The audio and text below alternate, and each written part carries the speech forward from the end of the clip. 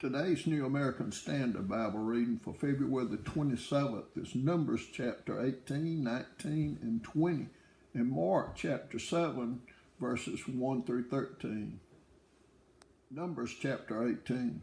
So the Lord said to Aaron, "You and your sons and your father's household with you shall bear the guilt in connection with the sanctuary, and your sons with you shall bear the guilt in connection with your priesthood. But bring with you also your brothers, the tribe of Levi, the tribe of your father, that they may be joined with you and serve you, while you and your sons with you are before the tent of the testimony. And they shall thus attend to your obligation, and the obligation of all the tent, but they shall not come near to the furnishings of the sanctuary and the altar, or both they and you will die. They shall be joined with you and attend to the obligations of the tent of meeting, for all the service of the tent, but an outsider may not come near you. So you shall attend to the obligations of the sanctuary and the obligations of the altar, so that there will no longer be wrath on the sons of Israel. Behold, I myself have taken your fellow Levites from among the sons of Israel. They are a gift to you, dedicated to the Lord, to perform the service for the tent of meeting. But you and your sons with you shall attend to your priesthood for everything, according to the altar and the inside, the veil, and you are to perform service. I am giving you the priesthood as a bestowed service, but the outsider who comes near shall be put to death." Then the Lord spoke to Aaron, "Now behold, I myself have given you charge of my offerings, even all the holy gifts of the sons of Israel. I have given them to you as a portion, and to your sons as a perpetual allotment. This shall be yours from the most holy gifts reserved from the fire.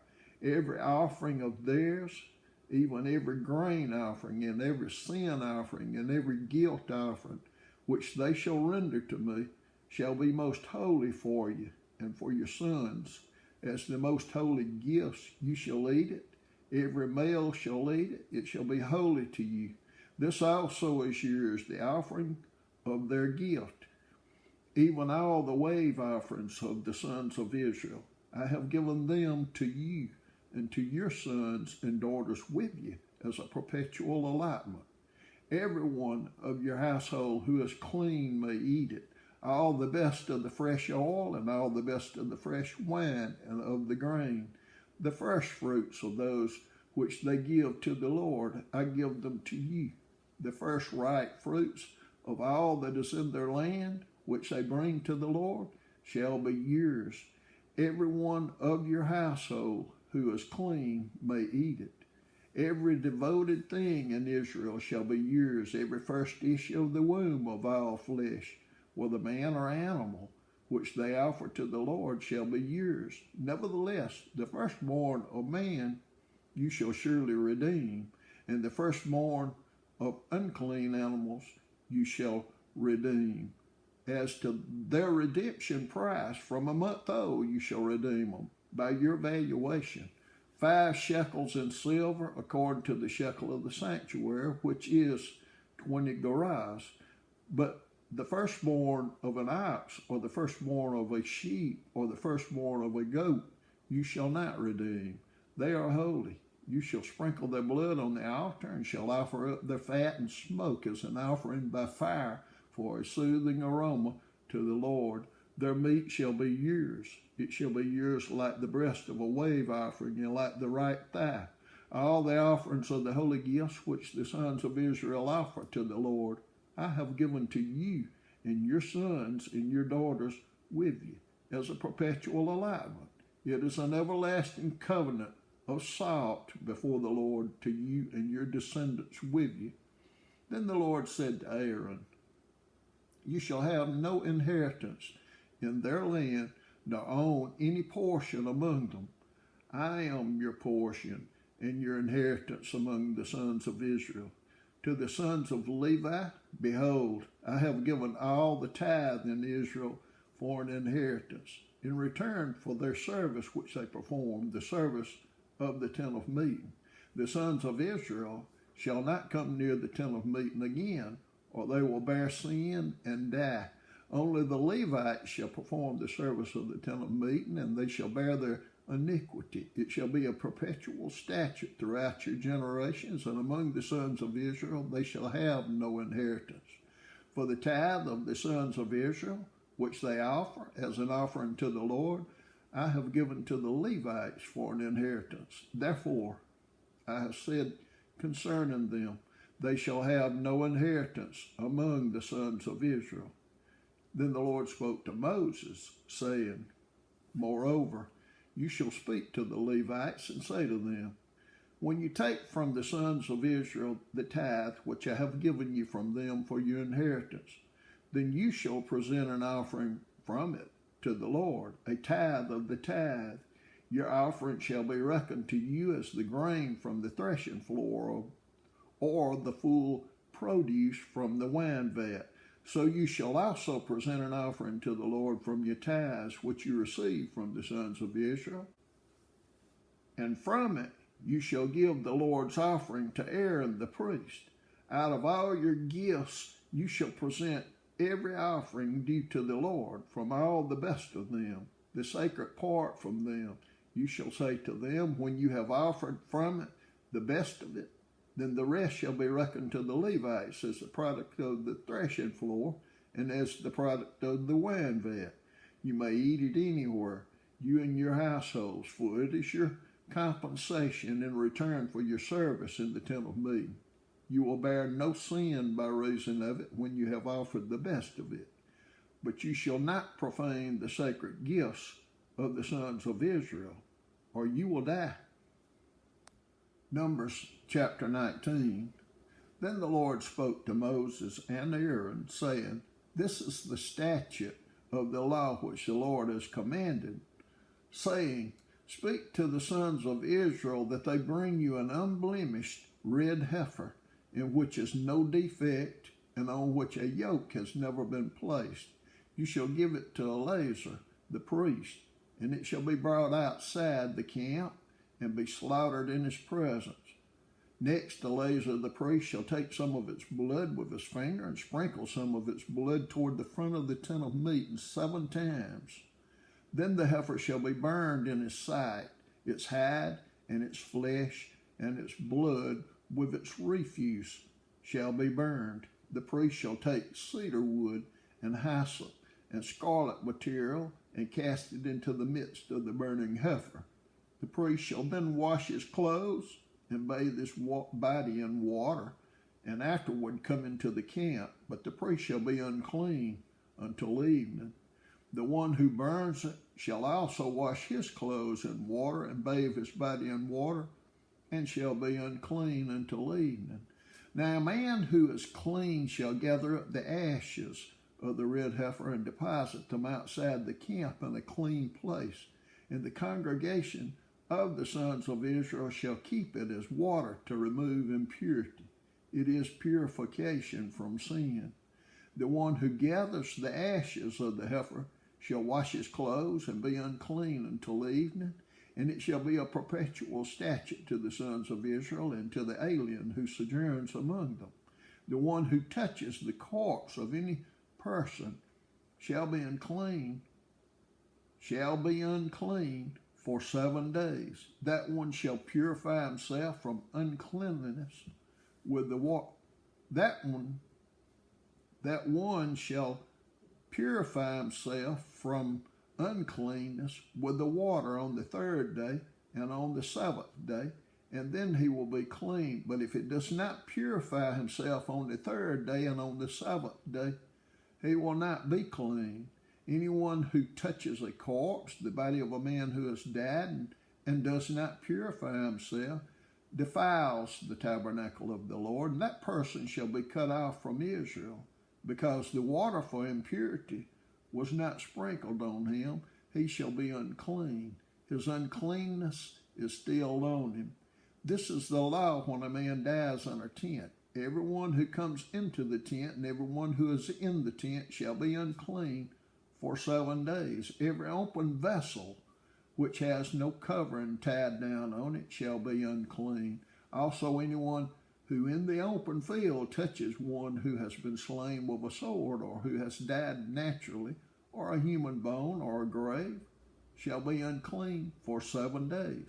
Then for the unclean person they shall take some of the ashes of the burnt purification from sin, and flowing water shall be added to them in a vessel.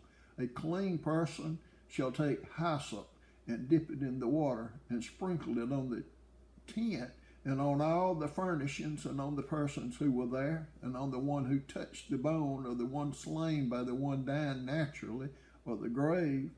Then the clean person shall sprinkle on the unclean on the 3rd day, and on the 7th day, and on the 7th day he shall purify him from uncleanness, and he shall wash his clothes and bathe himself in water, and shall be clean by evening. But the man who is unclean and does not purify himself from uncleanness, that person shall be cut off from the midst of the assembly, because he has defiled the sanctuary of the Lord. The water for impurity has not been sprinkled on him. He is unclean. So it shall be a perpetual statute for them. And he who sprinkles the water for impurity shall wash his clothes, and he who touches the water for impurity shall be unclean until evening. Furthermore, anything that the unclean person touches shall be unclean, and the person who touches it shall be unclean until evening. Numbers chapter 20. Then the sons of Israel, the whole congregation, came to the wilderness of Zin in the 1st month, and the people stayed at Kadesh. Now Miriam died there and was buried there. There was no water for the congregation, and they assembled themselves against Moses and Aaron. The people thus contended with Moses and spoke, saying, If only we had perished when our brothers perished before the Lord. Why then have you brought the Lord's assembly into this wilderness for us and our beasts to die here? Why have you made us come up from Egypt to bring us into this wretched place? It is not a place of grain or figs or vines or pomegranates, nor is there water to drink. Then Moses and Aaron came in from the presence of the assembly to the doorway of the tent of meeting, and fell on their faces. Then the glory of the Lord appeared to them, and the Lord spoke to Moses, saying, Take the rod, and you and your brother Aaron assemble the congregation, and speak to the rock before their eyes, that it may yield its water. You shall thus bring forth water for them out of the rock, and let the congregation and their beasts drink. So Moses took the rod from before the Lord, just as he had commanded him. And Moses and Aaron gathered the assembly before the rock, and he said to them, Listen now, you rebels, shall we bring forth water for you out of this rock?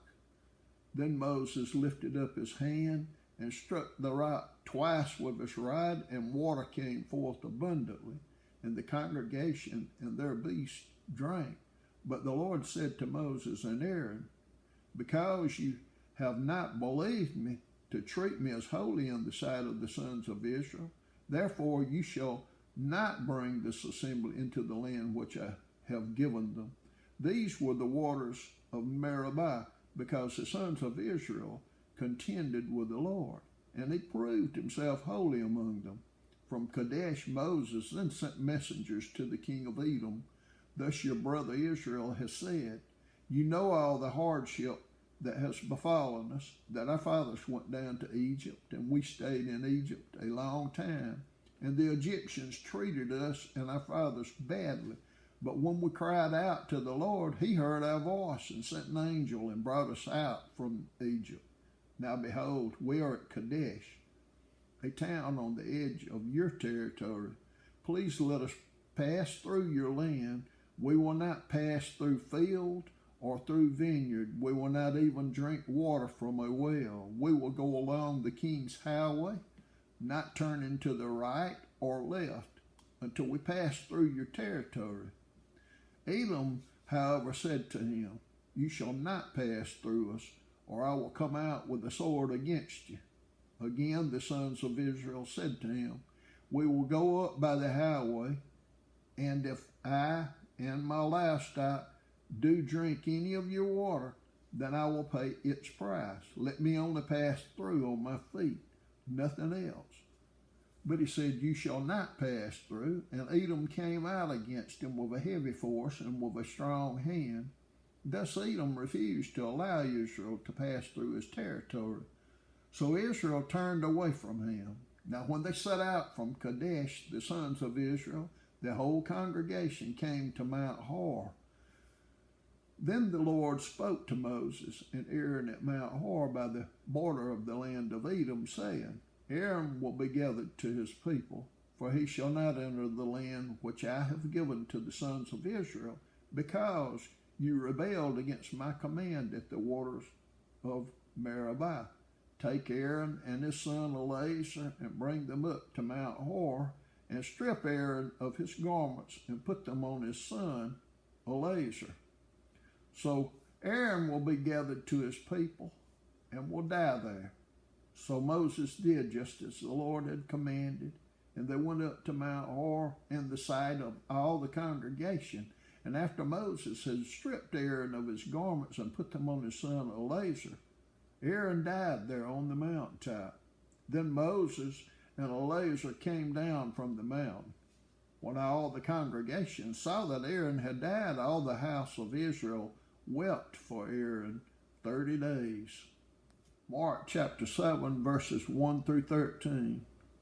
The Pharisees and some of the scribes gathered around him when they had come from Jerusalem, and had seen that some of his disciples were eating their bread with impure hands, that is, unwashed. For the Pharisees and all the Jews do not eat unless they carefully wash their hands, thus observing the traditions of the elders. And when they come from the marketplace, they do not eat unless they cleanse themselves. And there are many other things which they have received in order to observe, such as the washing of cups and pitchers and copper pots. The Pharisees and the scribes asked him, Why do your disciples not walk according to the tradition of the elders, but eat their bread with impure hands? And he said to them, Rightly did Isaiah prophesy of you hypocrites, as it is written, This people honors me with their lips, but their heart is far away from me. But in vain do they worship me, teaching as doctrines the precepts of men, neglecting the commandments of God. You hold to the tradition of men. He was also saying to them, You are experts at setting aside the commandment of God in order to keep your tradition. For Moses said, Honor your father and your mother, and he who speaks evil of father or mother is to be put to death. But you say, if a man says to his father or his mother, Whatever I have that would help you is Corban, that is to say, given to God, you no longer permit him to do anything for his father or his mother, thus invalidating the word of God by your tradition which you have handed down. And you do many things such as that.